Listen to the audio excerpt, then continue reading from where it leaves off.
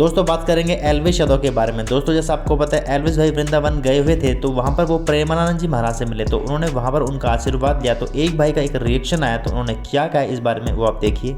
एल्विश यादव ने अपनी जिंदगी का आज वो लम्हा जी लिया जो बहुत कम लोगों के नसीब में। एल्विश यादव की ये मुलाकात हमें याद दिलाती है कि चाहे जितना भी उछोड़ लो, दिल में नम्रता और आस्था की जगह हमेशा बची रहनी चाहिए। दोस्तों देविका गुप्ता का अभी एक रिएक्शन वीडियो आया है एल्विश भाई के ऊपर, उन्होंने क्या कहा है वो आप देखिए।